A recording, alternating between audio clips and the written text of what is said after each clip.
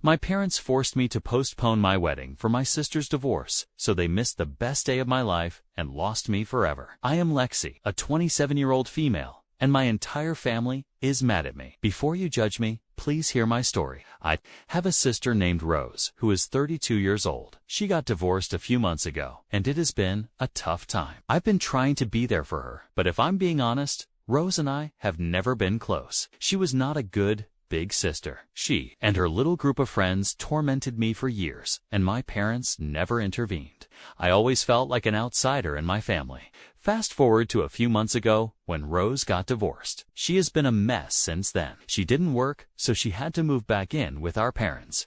I am not close to my parents or Rose and don't visit them often, so it didn't matter to me. Even growing up, I always felt like the black sheep, while Rose was the golden child. She did everything right, straight A's, perfect prom queen moments, and my parents adored her. Meanwhile, I was the rebellious, difficult one. I got into arguments, broke curfew, dyed my hair crazy colors, you name it. The worst part was how Rose made me feel. She bullied me, not just casually. She went out of her way to exclude me from making plans with her friends right in front of me and spread rumors about me at school. She made sure I knew I wasn't welcome. My parents' reaction, or lack thereof, was even worse. No matter what Rose did, they always took her side. I remember telling them about the things she said to me, and they brushed it off like, oh, that's just how sisters are. It hurt a lot, and I carried that resentment with me into adulthood. However, about a month after my sister's divorce, my partner, Joshua, who is 29, proposed to me. It was one of the happiest moments of my life. I had been waiting for this for a while. Joshua and I had been together for almost 4 years and had talked about marriage a lot. So when he finally proposed, it felt like everything was falling into place. Naturally, I told my parents right away. Even though we weren't exactly close, I thought maybe this could be something that would bring us together. I started getting into wedding planning mode almost immediately. Venues, dresses, flowers, you know the drill. I was so excited to share this moment with my friends and the few family members I am actually close with. But then, a few weeks later, I got a call from my mom. She sounded serious and told me they had something important to discuss with me. Honestly, my first thought was that maybe it had something to do with Rose and her whole post-divorce mess. I just had a gut feeling that whatever was coming wasn't going to be good. So I drove to their house the next evening, kind of bracing myself for the worst. Sure enough, as soon as I sat down, my mom came out with it. She told me that they were hoping I would postpone my wedding by 2 years ease. 2 years because Rose had just gotten divorced. I couldn't believe what I was hearing. My wedding postponed because my sister got divorced. It was so absurd that I actually laughed out loud for a second, thinking she must be joking. But nope, she was dead serious. She explained that Rose was still heartbroken and needed time to move on and potentially find another man. And apparently, my wedding would somehow interfere with that process. I sat there stunned and asked my mom if she was really serious. How could she even think that my wedding had anything to do with Rose's love life? My wedding, one of the biggest days of my life, was supposed to be delayed because of Rose's bad decisions. My mom then hit me with the classic, "We are family. We need to support each other." I've heard this from her a million times. It's always about supporting Rose. It's like they expect me to just be a silent, supportive figure in the background, constantly putting her needs first. I couldn't help but get angry. I told my mom this was ridiculous, flat out stupid, and that I couldn't believe she had the nerve to ask me something like that. Then I just left. I didn't want to stay there and listen to more of their excuses or guilt trips. But it didn't stop there. My mom kept calling me over the next few days, trying to convince me that I was making a mistake. Even though I knew I was doing the right thing, my family didn't see it that way. It wasn't just about Rose. It felt like the whole family was against me. They kept insisting how unfair it would be for Rose to attend my wedding while she was going through her divorce. But honestly, when has life ever been fair? Things don't just stop because one person is dealing with something. I wasn't trying to rub my happiness in Rose's face. I just wanted to get married and start my life with Joshua. To my surprise, my dad got involved, which is unusual for him since he usually stays out of family drama. He tried to reason with me, saying how emotional Rose was at the moment, and how my wedding would be too much for her to handle. It felt like he was suggesting my wedding would be a burden on her, as if my happiness would somehow make her more miserable. But I just didn't see how that was my problem. I can't control how she feels, and I certainly can't put my life on hold indefinitely just to spare her feelings. After that, my parents kept calling and bugging me for days. Every time I saw their names pop up on my phone, I braced myself for another guilt trip about postponing the wedding. Honestly, I was starting to lose my patience with them. My sister, on the other hand, hadn't said a word to me. It was all coming from my parents. I began to wonder if this was really what Rose wanted, or if my parents were projecting their own issues onto me. So, after about a week of this back and forth, I decided to take matters into my own hands and called Rose directly. I was calm at first, just trying to get to the bottom of things. I asked her straight up if she was the one who put my parents up to this, or if they were overreacting on their own. That's when she confirmed it. Yes, she thought it would be better if I postponed the wedding. Her reasoning: she said that during the wedding, all the relatives would be asking her about the divorce, and she wasn't ready to deal with that kind of attention. I was stunned. I understand that a divorce is a big deal, but this was my wedding. We were talking about one of the biggest days of my life. Why should my wedding be overshadowed by her worries about what people might say to her?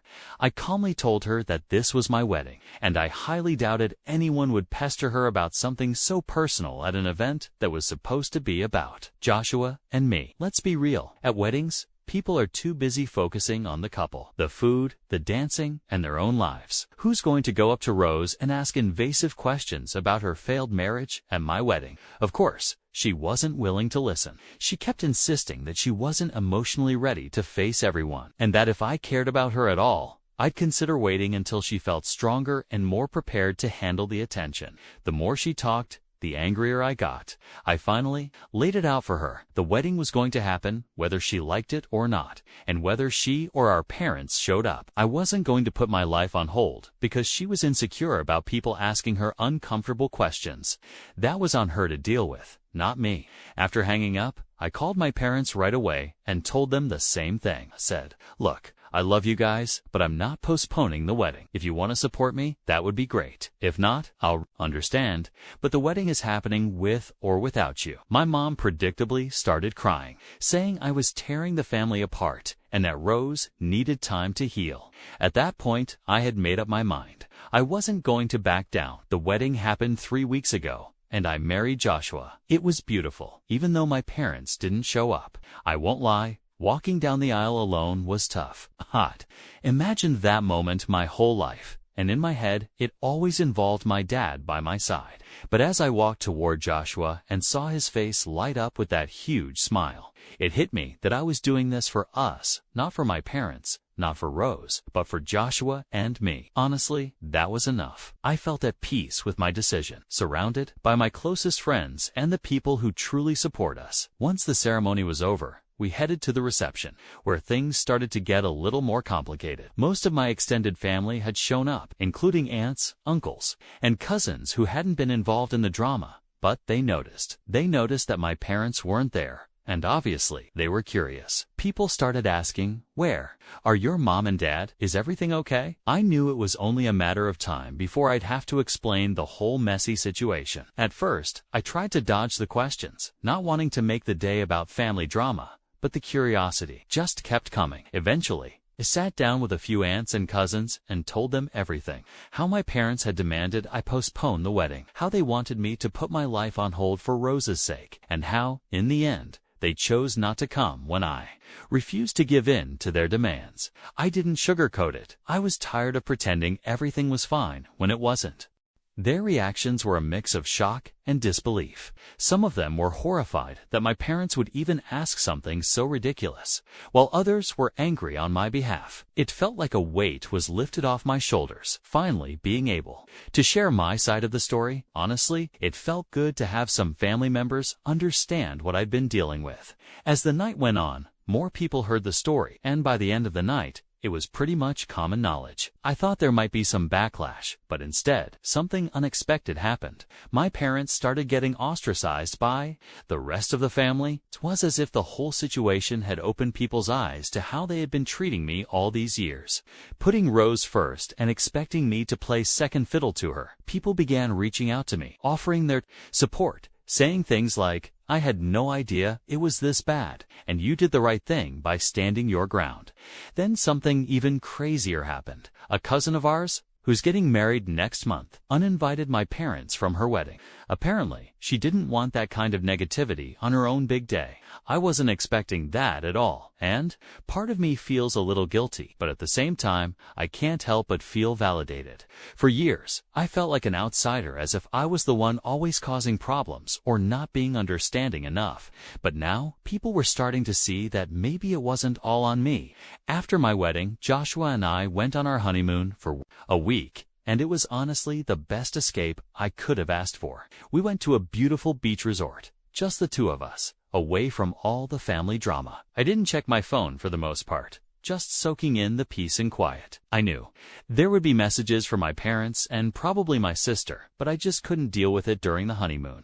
It was our time to relax and start this new chapter without all the stress. Once we got back, reality hit me pretty hard. I decided to finally listen to the voicemails that had piled up, and honestly, I wasn't prepared for what I heard. Instead of my parents trying to talk things out or even attempting a civilized conversation, the messages were filled with cursing and swearing. My mom called me an entitled brat, among other colorful terms. My dad's tone was more of the same, and at one point, he even said that I was tearing the family apart. It wasn't just anger, it was downright nasty. The guilt trips, the passive-aggressive remarks, the constant accusations that I was selfish, all of it was just too much.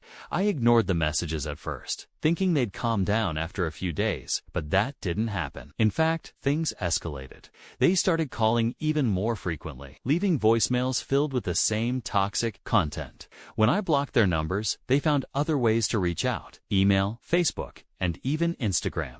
They were relentless. My sister, who hadn't said a word since the wedding, finally chimed in, sending me long messages about how I ruined the family by choosing Joshua and my happiness over family unity. It was honestly exhausting. At one point, they even started using new phone numbers to get around being blocked. I'd block one number, and within a few hours, they'd be back with another.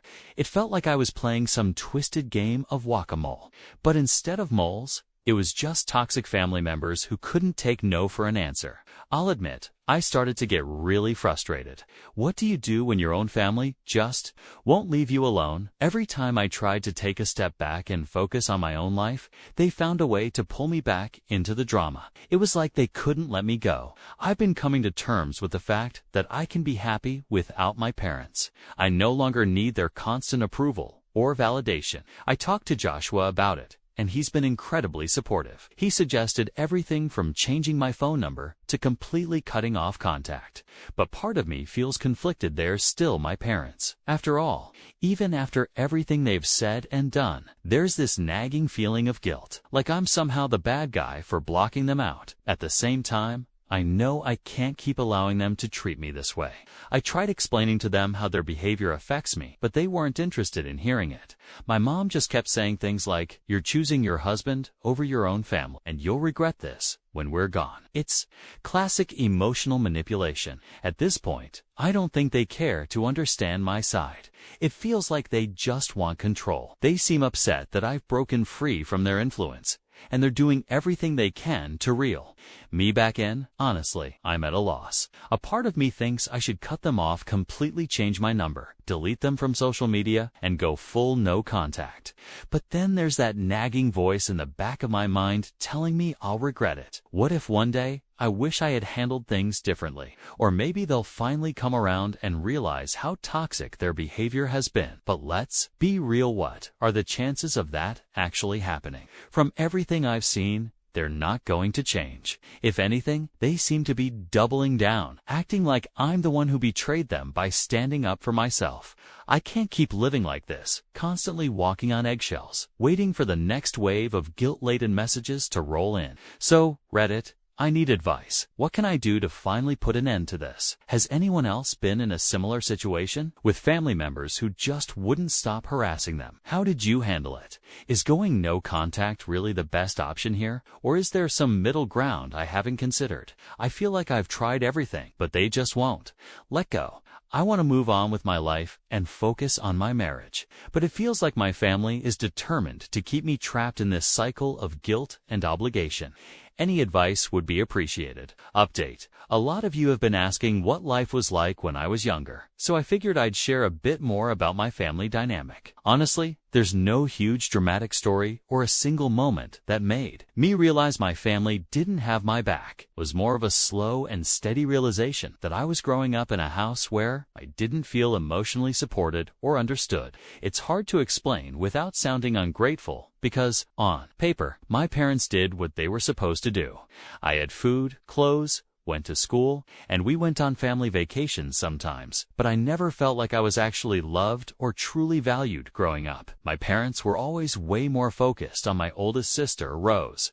It wasn't just in the typical older sibling gets more responsibility way. It felt like, in their eyes, Rose could do no wrong while I was the troublemaker, the difficult one they had to tolerate. I could bring home good grades or try to show them something I was excited about, and they'd give me this half-hearted, "That's nice, Lexi," before moving on to whatever Rose needed. She was always the center of their attention, and I felt invisible. It's hard to explain how isolating that feels as a kid constantly being pushed to the side. This pattern repeated itself throughout my childhood. I think I was around 16 when I got into a serious fight with a group of friends at school. It felt like the end of the world at the time, and when I came home crying, hoping for a little comfort or advice, I didn't expect a full-on therapy session, but a simple, "Hey, it'll be okay," would have been nice. Instead, when I told my parents about it, my dad literally said, "You probably brought it on yourself. You should learn to pick better friends."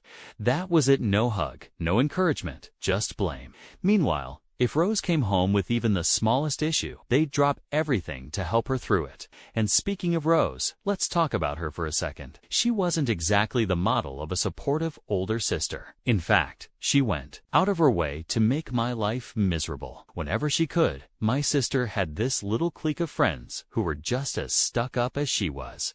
They thought it was hilarious to torment me. They would do things like hide my belongings, make fun of my clothes, or even prank call the house pretending to be people from school, saying awful things about me. It sounds silly now, but as a kid, it really messed with my self-esteem. The worst part, my parents knew about it. I would tell them what Rose was doing, and they would just shrug it off, saying, "She's just teasing you, Lexi. It's normal sibling stuff." But it never felt normal to me. There was one particularly bad incident when I was about 13. Rose and her friends convinced me to play a game of makeover with them. I should have known better, but I was so desperate for any attention or acceptance from my sister that I went along with it. They proceeded to cake my face with makeup in the most ridiculous way possible, making me look like a clown. Then, without me realizing it, they took pictures and sent them to people at school. The next day, everyone was laughing at me. When I got home, crying, my parents just said, "It's just a joke. Don't be so sensitive." No punishment for Rose.